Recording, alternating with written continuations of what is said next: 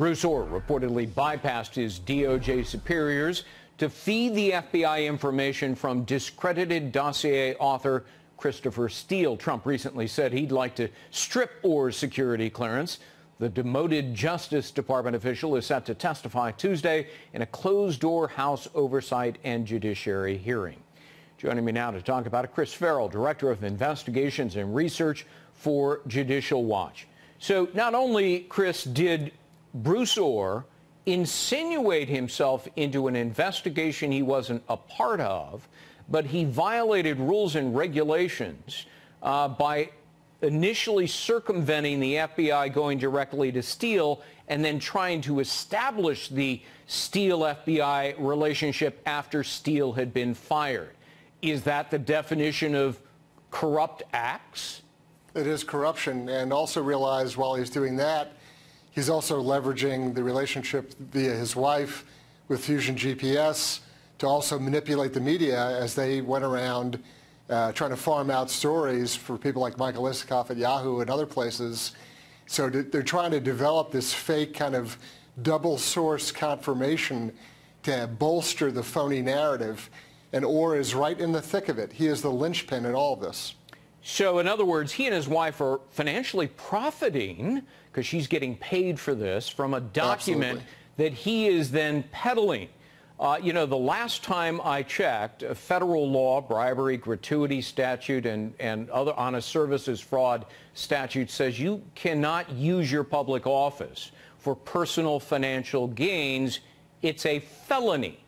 And yet, it doesn't appear that there is a serious investigation of that by the Department of Justice. And in fact, Sessions hasn't even fired Bruce Orr, who richly deserves it.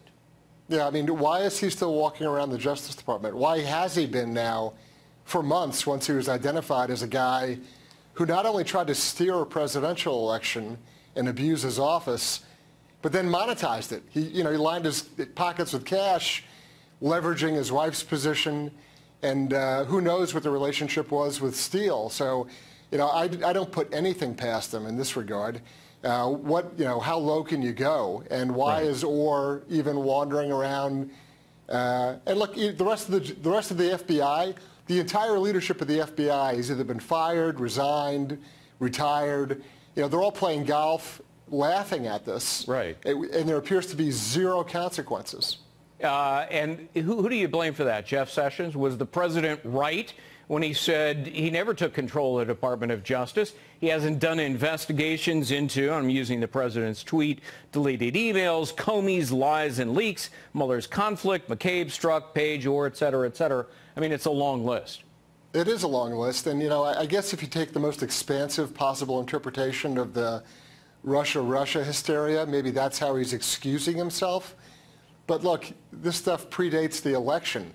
Right. This goes back to Hillary Clinton, sending classified material across her server years before.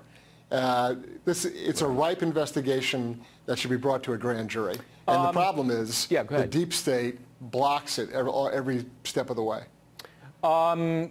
Sessions and to some extent President Trump as well had said there was going to be a serious investigation, a serious re-review of Hillary Clinton's emails. Betsy Woodruff several months ago said that was happening, although the Department of Justice won't comment on it. I suspect there is no review of Hillary Clinton's email case in which James Comey, wrongfully in defiance of the law, cleared her. What do you think? I agree, and the problem is, what's left over at state. All the people with guilty knowledge, or many of the people with guilty knowledge of Hillary Clinton's activities at state are still there. These are deep state operators. They're the same people that are currently going to great lengths to undermine an elected government in Guatemala by shoveling money at them, trying to undermine, or trying to empower this UN official who's unaccountable. And the leadership of the State Department may be going in one direction, but all the political operators, all the deep state creatures, they don't give a damn. They're doing whatever they please. And people get away with this stuff all the time. In my book, The Russia Hoax, I spend several chapters talking about the conduct of James Comey. There it is, #1, 3 weeks in a row on the New York Times bestseller list. Thank you very much. You can pick it up in bookstores anywhere. But James Comey, now, does it look to you like he deceived Congress when he said that they had, let me get the exact words, reviewed all of the communications on the Wiener laptop? Absolutely, because if you look at the glacial pace at which the Hillary Clinton email server investigation was done, and then the discovery of the Wiener laptop and the efforts to suppress that by certain persons, and then this race to get through them all, it doesn't pass the sniff test. It's unbelievable. They take forever to do the most cursory, basic sort of efforts on the server, and then they magically know how to go through hundreds of thousands of emails in a matter of days. Right. It's preposterous, and he's utterly unbelievable. Well, and it turns out, you know, Comey was talking about the wizardry and wonder of computer technology when, in fact, it was a computer glitch and technical error that prevented them from doing it, and yet they represented that they had reviewed it all. I mean, it's and to this day, in court hearings in the last week, we hear the same story out of the Department of Justice about glitches. Yeah, they must think Americans are just profoundly stupid. They do. I mean, they think they're going to throw a fastball right past it, and no one's going to even blink. Chris Farrell, always good to see you, Chris. Thanks very much. Our next guest will be questioning Bruce Ohr during a closed-door hearing scheduled for next week on August 28. Joining us tonight, Republican Congressman Andy Biggs, member of the House Judiciary Committee and the Freedom Caucus. Congressman, good to see you. Now suddenly Ohr and Yates are the figures of the hour. Let's start with Ohr. And why does he still have a job? Well, that's the one that leaves me scratching what little hair I have left. I mean, there's a guy that actually participated, and we're going to find out a little bit more, but what we know publicly, he participated in the creation of this Fusion GPS dossier, which has been totally discredited. He was apparently, you want collusion, looks like he might have been colluding with his wife over this, who was working for Fusion GPS. There is no reason in the world why this guy should be employed by the United States of America. And Sally Yates, signing off on at least one of the FISA warrant applications. She has been out of the public view ever since she resigned, and now suddenly becoming prominent once again. Well, yeah, I mean, so I will credit her one thing. She kind of tried to keep a low profile in this, maybe hoping it would go away, but it is all going to come back splashing up on her, because the question is exactly this. What did she know about what Bruce Ohr was doing? Did she sanction what Bruce Ohr was doing? Did she facilitate that? And did she lie in the FISA warrant, or did she hide information when she signed off on a FISA affidavit?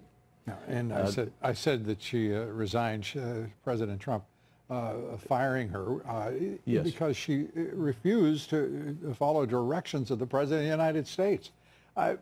So where are we headed here? Or Yates, it seems it's taken us forever. It's only been 2 years to get to this point in the so-called investigation, the investigations of Congress, the investigation of the special counsel, the investigation first of the FBI. My God, at what point do we say there should be some more energy in Congress itself? And I compliment you and your colleagues who have been at the forefront of that investigative effort. But let's be candid. If the American people were the ones taking this long to do anything, we would miss several elections in this country. And it's just inexcusable to me that we've got this kind of apathetic leadership, and I am talking about your Speaker, Paul Ryan.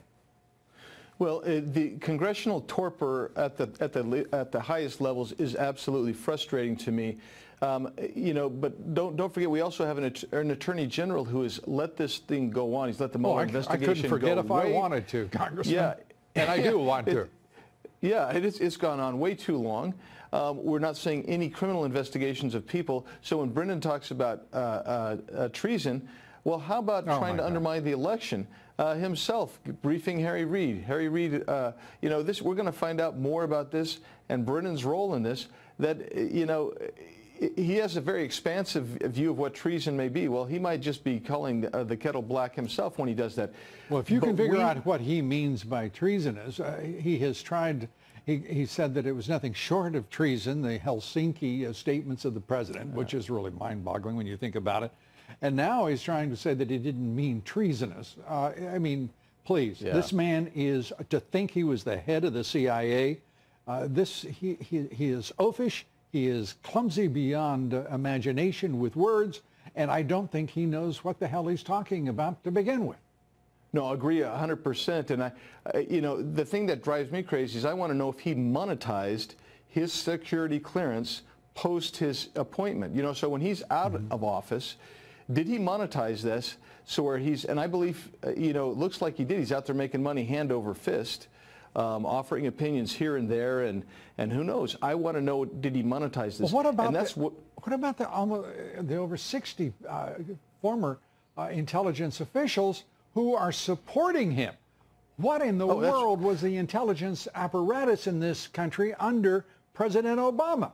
Those are some of the most, I mean, it's just, it is ineffable.